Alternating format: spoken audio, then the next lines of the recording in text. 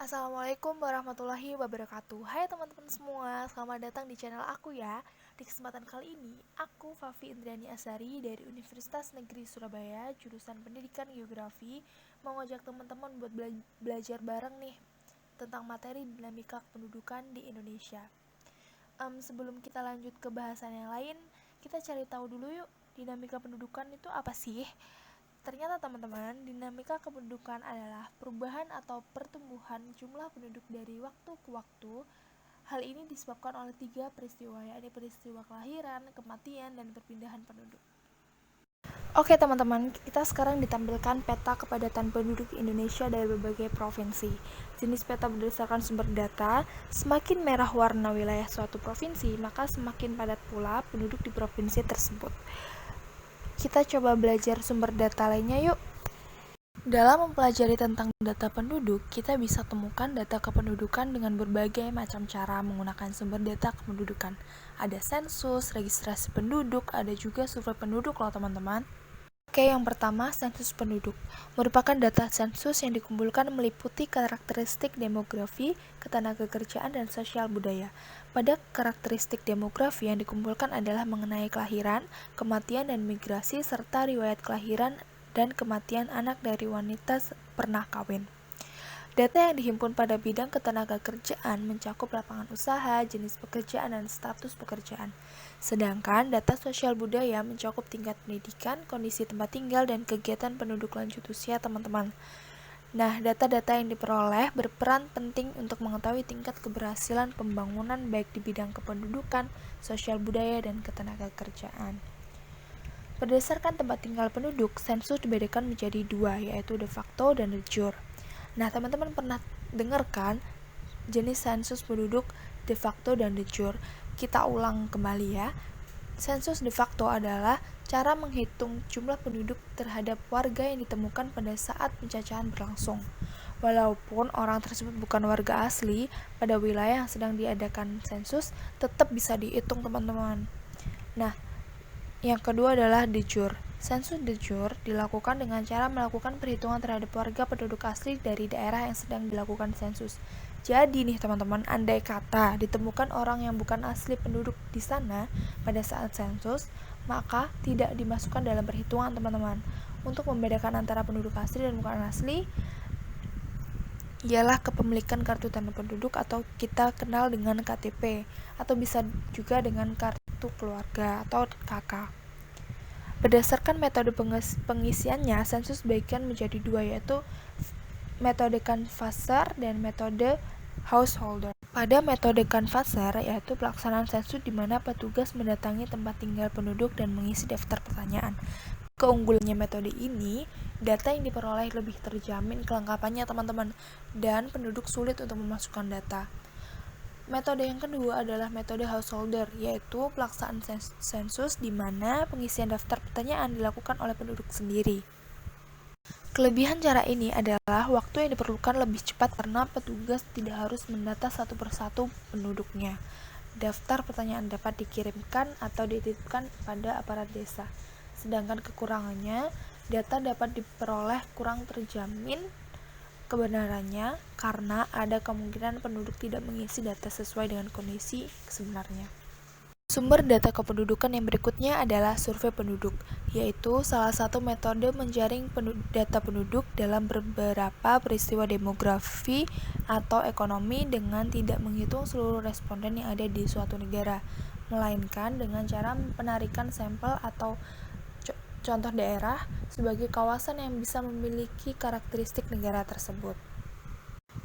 Contoh survei yang biasa dilakukan oleh Badan Pusat Statistik atau BPS di Indonesia adalah survei sosial dan ekonomi nasional yang kita kenal dengan Susenas, yang dilakukan untuk menjaring data mengenai keadaan sosial dan ekonomi penduduk Indonesia secara keseluruhan dengan cara mengambil sampel penelitian pada wilayah-wilayah yang bisa mewakili karakteristik rakyat Indonesia.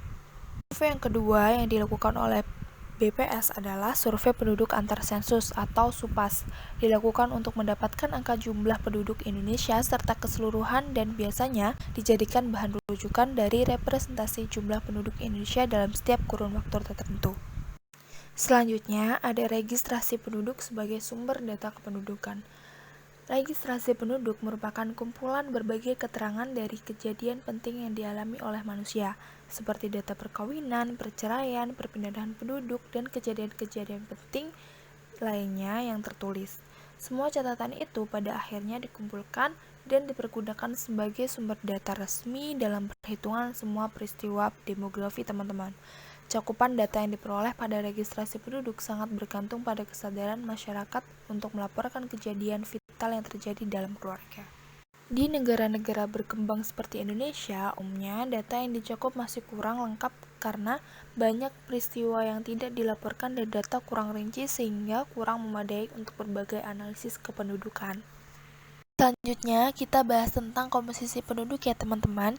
Komposisi penduduk merupakan sebuah mata statistik dari statistik kependudukan yang membagi dan membahas masalah kependudukan dari segi umur dan jenis kelamin. Komposisi menurut umur dan jenis kelamin ini sangat penting bagi pemerintah sebuah negara untuk menentukan kebijakan dan kependudukan mereka untuk beberapa tahun ke depan. Komposisi menurut umur biasanya dijabarkan dalam kelompok-kelompok umur 6 tahun, sedangkan menurut jenis kelamin adalah laki-laki dan perempuan. Nah, pada gambar yang telah saya tampilkan, di sini ada gambar yang menunjukkan jumlah penduduk Indonesia menurut kelompok umur pada tahun 2020. Yang kedua adalah tabel penduduk berumur 15 tahun ke atas menurut wilayah dan lapangan usaha utama. Yang ketiga merupakan grafik di mana diagram komposisi penduduk di Indonesia ditinjau dari beberapa kategori, dari laki-laki, perempuan, angka partisipasi sekolah dari umur 7 sampai 12 tahun, 13 sampai 15, 16 sampai 18 dan 19 sampai 24 tahun. Yang berikutnya adalah kategori buruh, karyawan dan pegawai. Yang selanjutnya pekerja bebas di pertanian, yang selanjutnya pekerja bebas di non-pertanian. Komposisi penduduk meliputi banyak hal teman-teman, berdasarkan pendidikan, bidang usaha, kelompok umur, agama, wilayah, geografis desa dan kota, dan berdasarkan beragam etnik dan budaya. Komposisi penduduk menurut umur dan jenis kelamin diklasifikasikan menjadi 3 teman-teman. Yang pertama, komposisi penduduk muda atau disebut dengan ekspansif. Yang kedua, komposisi penduduk dewasa atau disebut dengan stasioner. Yang ketiga, komposisi penduduk tua yang disebut dengan konstruktif. Pada komposisi penduduk tua atau ekspansif memiliki ciri-ciri, yakni yang pertama jumlah penduduk usia muda sangat besar sedangkan usia tua sedikit. Usia muda itu dimulai dari umur 0 sampai 19 tahun ya teman-teman. Yang kedua adalah angka kelahiran jauh lebih tinggi jika dibandingkan dengan adanya angka kematian. Yang ketiga, pertumbuhan penduduk relatif tinggi. Yang keempat, sebagian besar terdapat di negara berkembang seperti Indonesia, Malaysia, Thailand, Republik Rakyat Cina, Mesir, dan India. Yang kedua, komposisi penduduk dewasa dalam bentuk piramida penduduk menyerupai batu nisan. Ciri-cirinya yakni perbandingan jumlah penduduk pada kelompok usia muda dan dewasa relatif seimbang. Yang kedua, tingkat kelahiran umumnya tidak begitu tinggi, demikian pula dengan angka kematiannya relatif lebih rendah. Yang ketiga, pertumbuhan penduduk kecil, teman-teman. Yang keempat, terdapat di berbagai negara maju seperti Amerika Serikat, Belanda, dan Inggris. Yang ketiga, komposisi penduduk tua atau konstruktif dengan bentuk piramida penduduk menyerupai guci terbalik. Ciri-cirinya yakni jumlah penduduk usia muda 0-19 tahun dan usia tua di atas usia 64 tahun sangat kecil. Jumlah penduduk yang tinggi terkonsentrasi pada kelompok usia dewasa. Yang ketiga, angka kelahiran sangat rendah, demikian juga angka kematian. Yang keempat, pertumbuhan penduduk sangat rendah mendekati 0, bahkan pertumbuhan penduduk sebagian mencapai tingkat negatif. Yang terakhir, ciri-cirinya adalah jumlah penduduk cenderung berkurang dari tahun ke tahun, dan negara yang berada pada fase ini adalah Swedia, Jerman, dan Belgia.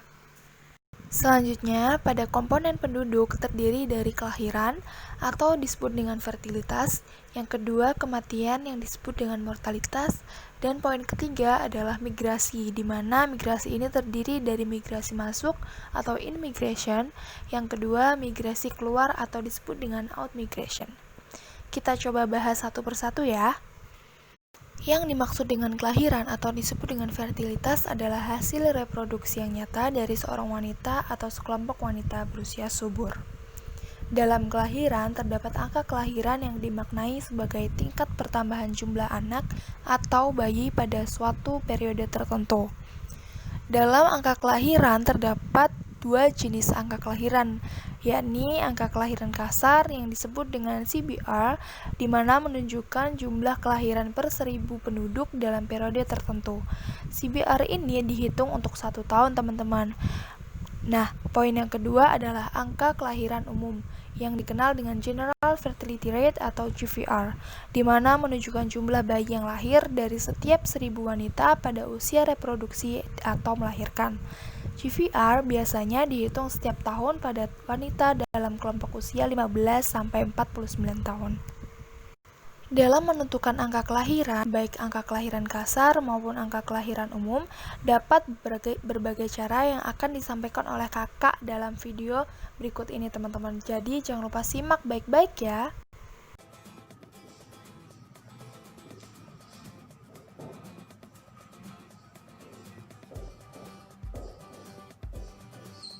Oke, ini adalah rumus yang akan kita gunakan untuk menghitung CBR. Nah, rumusnya adalah L dibagi P dikali K. L itu adalah jumlah kelahiran dalam 1 tahun, sedangkan P itu adalah jumlah penduduk dalam 1 tahun, jumlah penduduk wanita dalam 1 tahun, dan K itu konstanta. Konstantanya yang digunakan adalah 1000. Nah, CBR ini adalah perhitungan jumlah kelahiran pada wanita pada 1000 wanita dalam 1 tahun. Mari kita lanjut lagi. Yang kedua, kita akan menghitung jumlah kelahiran pada wanita kelompok umur tertentu, atau yang bisa disebut dengan ASBR. Nah, ASBR itu adalah Age Specific Birth Rate. Nah, jadi bedanya dengan CBR ini menghitung jumlah kelahiran pada setiap kelompok umur. Sedangkan kalau ASBR itu hanya berfokus pada beberapa atau satu kelompok umur saja. Nah, untuk ASBR itu rumusnya juga sama dengan CBR. Jadi rumusnya kurang seperti ini.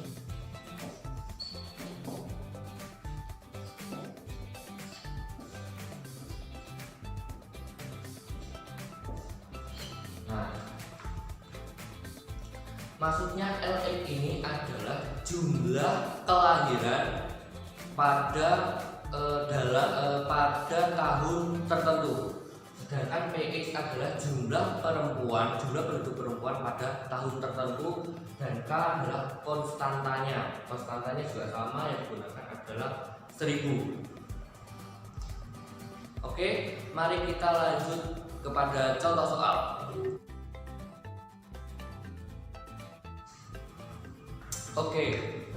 Oke, ini merupakan contoh soal dari CBR. Di sini Bapak sudah punya soalnya adalah pada tahun 2015 diketahui terdapat 150 jumlah kelahiran di kecamatan A. Sedangkan jumlah penduduk wanitanya adalah 14.000 jiwa. Hitunglah CBR-nya. Oke, seperti biasa diketahui. Apa yang diketahui? Yang pertama adalah L-nya. L tadi jumlah kelahiran. 150 bayi ya. Lalu P nya jumlah penduduknya ini ya, jumlah penduduknya 14.000.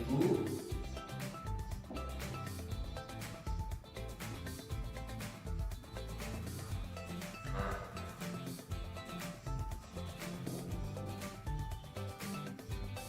ditanya CBR-nya ya, lanjut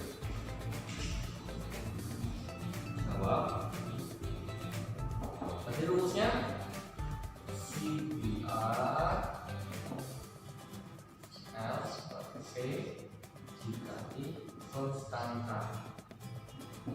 L nya 150 diper 14.000 dikali 1.000. Lanjut, ini kita coret ya, kita bagi hasilnya 10,7 dan dibulatkan menjadi 11 bayi. Oke, berarti jadi CBR dari kecamatan A pada tahun 2015 adalah 11 bayi setiap 1.000 penduduk wanita. Oke, jelas ya? Kita lanjut ke soal yang nomor 2.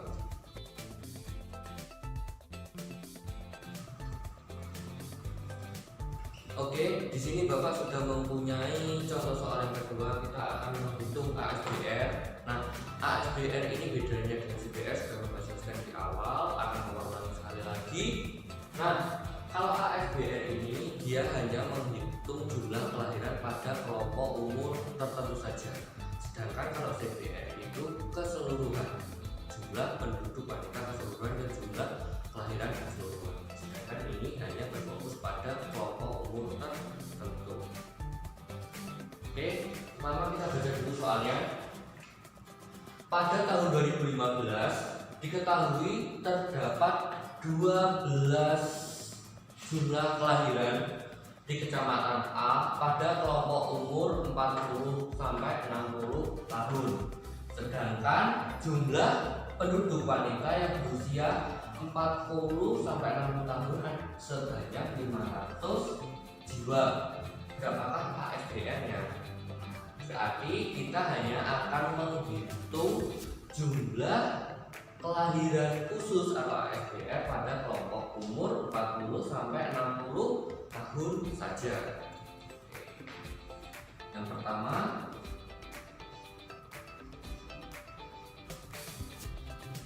diketahui apa yang diketahui seperti rumus yang pertama adalah LX ya.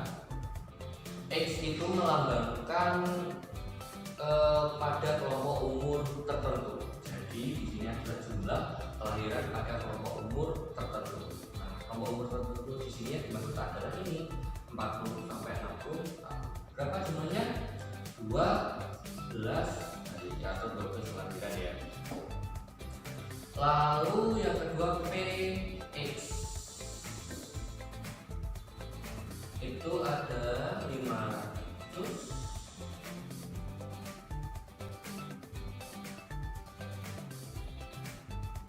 penduduk atau jiwa.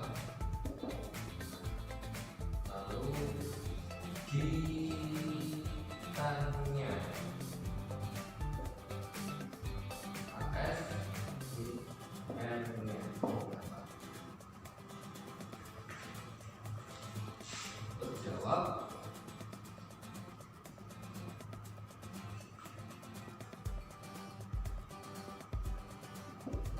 tulis lagi rumusnya LX per PX dikali konstanta. Konstantanya sama 1000. Lalu LX nya berapa? 12 dibagi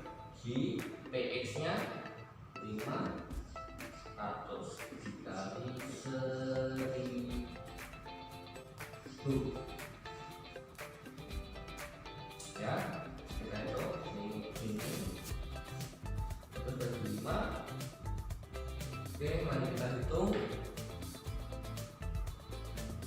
Nah, ini 2,4 dikali sisa 10 dikali 10 berarti 24. Ini 4 ya, 24.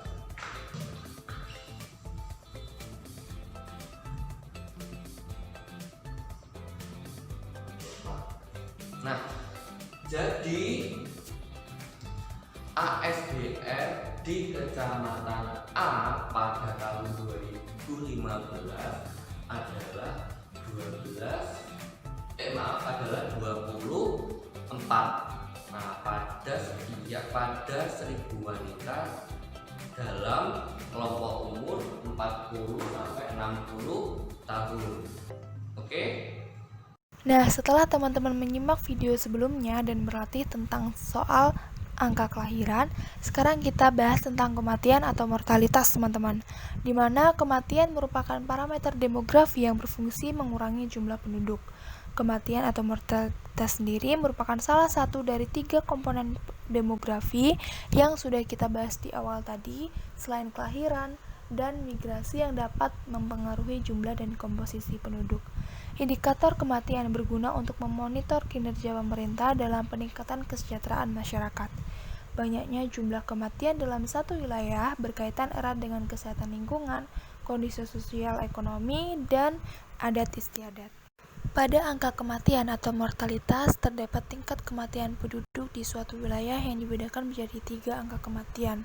Yang pertama, angka kematian kasar atau disebut dengan CDR, di mana menunjukkan banyaknya jumlah penduduk yang meninggal dunia setiap 1000 penduduk. Untuk menghitung angka kematian jenis ini, kita bisa menggunakan persamaan dengan CDR sama dengan jumlah penduduk yang meninggal dunia dibagi menjadi jumlah penduduk dikalikan dengan konstanta yang nilainya sama dengan 1000. Angka kematian selanjutnya adalah angka kematian bayi atau infant mortality rate atau dengan IMR, di mana menunjukkan jumlah bayi yang meninggal dunia dari setiap 1000 bayi yang lahir hidup pada periode tertentu. Perhitungan angka kematian bayi dapat ditentukan dengan menggunakan persamaan IMR sama dengan jumlah kematian bayi dibagi menjadi jumlah kelahiran hidup dikalikan dengan konstanta. Yang ketiga adalah angka kematian menurut umur atau Age Specific Death Rate atau ASDR, di mana menunjukkan jumlah penduduk yang meninggal dunia dari 1000 penduduk pada kelompok usia tertentu. Angka kematian menurut usia dapat dihitung menggunakan persamaan di mana jumlah penduduk yang meninggal pada kelompok usia tertentu dibagi jumlah penduduk pada kelompok usia tertentu dikalikan dengan konstanta yang nilainya sama dengan 1000. Oke, selanjutnya kita akan membahas tentang proyeksi penduduk, di mana perhitungan jumlah penduduk di masa yang akan datang. Nah, di gambar yang sudah disediakan terdapat contoh proyeksi penduduk Indonesia berdasarkan hasil sensus penduduk pada tahun 2010, teman-teman. Nah, di sini terdapat keterangan bahwa terdapat perhitungan proyeksi penduduk mulai dari tahun 2010 hingga tahun 2035. Nah, dapat disimpulkan bahwa proyeksi penduduk merupakan perhitungan jumlah penduduk menurut komposisi umur dan jenis kelamin di masa yang akan datang berdasarkan asumsi arah perkembangan laju pertumbuhan penduduk seperti fertilitas atau kelahiran, mortalitas atau kematian, dan migrasi atau perpindahan penduduk. Ketiga komponen tersebut yang menentukan besarnya jumlah penduduk dan struktur penduduk di masa yang akan datang. Nah, data-data penduduk yang dipakai dan dipercaya untuk keperluan proyeksi atau perhitungan proyeksi penduduk adalah seperti data sensus penduduk yang sudah saya jelaskan di awal video tadi, ada SUPAS atau sensus dan berbagai data. Selanjutnya akan membahas tentang tujuan dari proyeksi penduduk. Mengenai tujuan dalam perhitungan proyeksi jumlah penduduk, mengingat semua rencana-rencana pembangunan baik ekonomi maupun sosial, tujuan proyeksi penduduk menyangkut dalam berbagai bidang seperti bidang pangan, kesehatan, tenaga kerja, pendidikan, produksi barang dan jasa, dan masih banyak lagi bidang lainnya. Tujuan perhitungan proyeksi dalam bidang pangan yakni menentukan kebutuhan akan bahan pangan sesuai dengan gizi serta susunan penduduk menurut umur. Pada bidang kesehatan, proyeksi penduduk dapat menentukan jumlah medis, dokter, obat-obatan, tempat tidur di rumah sakit yang diperlukan selama periode proyeksi. Dalam bidang tenaga kerja, menentukan jumlah ketenaga kerja yang dibutuhkan, jumlah angkatan kerja, penyediaan lapangan kerja, skill, dan pengalaman dari tenaga kerja. Dalam bidang pendidikan sendiri, proyeksi penduduk dipakai sebagai dasar untuk memperkirakan jumlah penduduk usia sekolah, jumlah murid, jumlah guru, gedung sekolah pada pendidikan yang di masa yang akan datang. Di bidang produksi barang dan jasa, perhitungan proyeksi penduduk dengan proyeksi angkatan kerja dalam hubungannya dengan data mengenai produktivitas merupakan dasar estimasi produksi barang dan jasa di masa yang akan datang. Selanjutnya kita akan membahas tentang metode dalam perhitungan proyeksi jumlah penduduk, di mana terdapat dua metode, yakni metode aritmatik dan geometrik. Bab selanjutnya yang akan kita bahas mengenai bonus demografi, di mana suatu keadaan di mana penduduk yang masuk ke dalam usia produktif jumlahnya lebih banyak dibandingkan dengan penduduk usia tidak produktif. Usia penduduk produktif yakni usia 15 hingga 64 tahun. Nah, usia yang tidak produktif adalah usia yang di bawah 5 tahun dan di atas 64 tahun. Nah, teman-teman sekarang udah tahu belum kalau tahun 2020 hingga 2030 Indonesia memasuki bonus demografi, di mana jika bonus demografi bisa dimanfaatkan dengan baik akan menjadi berkah bagi suatu negara. Salah satu manfaat yang diberikan oleh bonus demografi adalah bisa mengubah tingkat perekonomian di suatu negara dari negara berkembang menjadi negara maju, teman-teman. Terdapat beberapa syarat untuk mencapai keuntungan di dalam bonus demografi. Yang pertama, bisa dimulai dengan melakukan peningkatan pelayanan kesehatan. Yang kedua, bisa dilakukan kualitas atau peningkatan kualitas dan kuantitas pendidikan. Yang berikutnya, melakukan pengendalian jumlah penduduk dan kebijakan ekonomi demi mendukung terwujudnya fleksibilitas tenaga kerja. Nah, jumlah penduduk usia produktif yang meningkat juga harus didukung dengan ketersediaan lapangan kerja, teman-teman. Hal ini menjadi salah satu syarat wajib dalam mempersiapkan bonus demografi. Terlihat pada grafik yang sudah ditampilkan dalam gambar, yakni grafik jumlah anak usia kerja dan manula di Indonesia pada tahun 1950 sampai tahun 2050. Kita langsung fokus pada tahun 2020 hingga 2050, di mana Indonesia memiliki jumlah penduduk tidak produktif lebih sedikit dibanding dengan angka penduduk usia kerja yang garis biru mencapai hingga 200 juta populasi penduduk. Nah, di sini bisa dimanfaatkan untuk Indonesia menikmati bonus demografi, menjadikan negara yang lebih baik, lebih maju untuk perekonomian, sosial, dan sebagainya. Nah, mempersiapkan sumber daya manusia menjadi faktor penting dalam mempersiapkan bonus demografi yang menentukan tingkat keberhasilan negara dalam memanfaatkan bonus demografi ini, teman-teman. Jika tidak memiliki sumber daya manusia yang berkualitas, maka sudah dapat dipastikan saat memasuki bonus demografi seperti saat ini Indonesia yang memasuki bonus demografi, jumlah pengangguran akan semakin meningkat dan tidak dapat terkendali. Itu jika tidak dapat memanfaatkan sumber daya manusia dan meningkatkan sumber daya manusia yang berkualitas.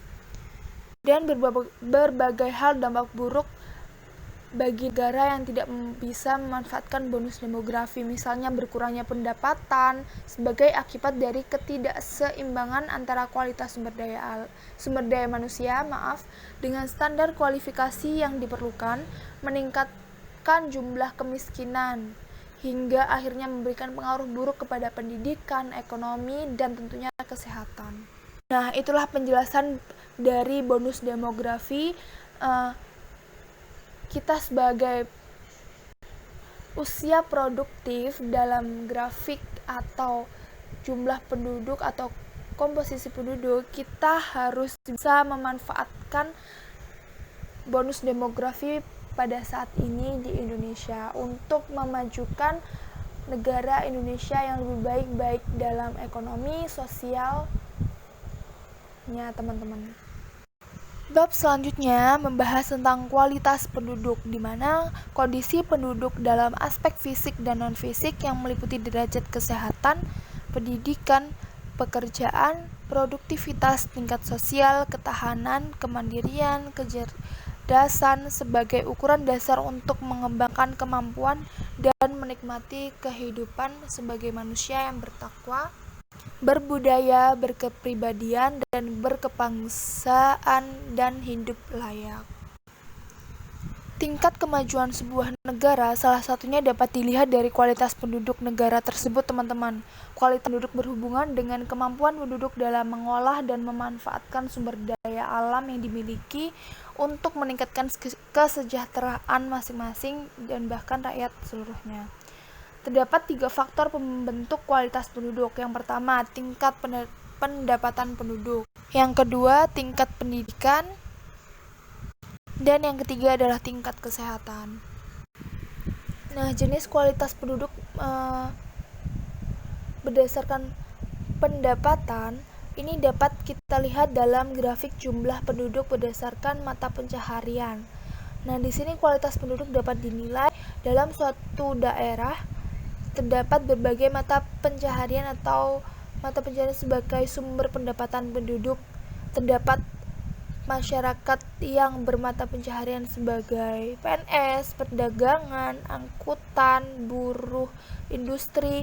Nah, tingkat grafik yang ada ini dapat diperhitungkan sebagai penentuan kualitas penduduk dalam suatu daerah. Pada tingkat pendapatan penduduk dapat diukur dan besarnya pendapatan per kapita. Selanjutnya, tingkat pendidikan, mana aspek utama penentu kehidupan manusia yang lebih baik. Struktur kependudukan dengan tingkat pendidikan yang baik cenderung memperlihatkan ciri kehidupan yang baik pula. Selanjutnya, pada tingkat kesehatan, di mana salah satu kebutuhan utama bagi manusia, kesehatan berpengaruh langsung terhadap kinerja dan produktivitas penduduk. Tingkat kesehatan biasanya diukur dari angka kematian bayi dan angka harapan hidup. Tingginya angka kematian bayi merupakan indikator rendahnya kesehatan lingkungan dari masyarakat. Sementara itu, angka harapan hidup berhubungan dengan sarana prasarana kesehatan di sebuah daerah. Nah, apabila angka harapan hidup di suatu negara tinggi, maka bisa dipastikan bahwa kualitas layanan kesehatan di daerah tersebut juga tinggi. Nah, faktor-faktor rendahnya kualitas kesehatan dalam suatu negara atau daerah yakni minimnya pengetahuan tentang kesehatan, gizi rendah, terus keberadaan penyakit yang menular, sarana dan pelayanan kesehatan yang kurang memadai, dan air bersih yang jarang ditemukan atau kurang dipenuhi dalam kehidupan sehari-hari. Selanjutnya kita akan membahas tentang mobilitas penduduk. Mobilitas penduduk memiliki definisi, yakni perpindahan penduduk dari suatu daerah menuju ke daerah lain atau dari suatu tempat menuju ke tempat yang lain. Terdapat beberapa faktor penyebab terjadinya mobilitas pada penduduk, yakni adanya faktor penyebab ekonomi, politik, sosial dan budaya, keamanan, agama, bencana alam, dan berbagai hal lainnya. Dalam pola migrasi pada umumnya terbagi menjadi 2, yakni mobilitas penduduk tidak permanen dan pola penduduk permanen atau migrasi. mobilitas penduduk tidak permanen terdapat dua, yaitu mobilitas ulang-alik atau mobilitas harian, di mana perpindahan penduduk yang bersifat rutin setiap hari. Contohnya, penduduk desa pada tiap hari pergi ke kota untuk bekerja dan sore harinya pulang ke desa. Nah, yang kedua adalah mobilitas musiman, di mana perpindahan penduduk secara bermusim dan bersifat sementara. Contohnya, buruh tani yang selama masih ada kegiatan pertanian akan tinggal di desa, dan ketika tidak ada kegiatan pertanian di desa, mereka pergi mencari nafkah tambahan di kota.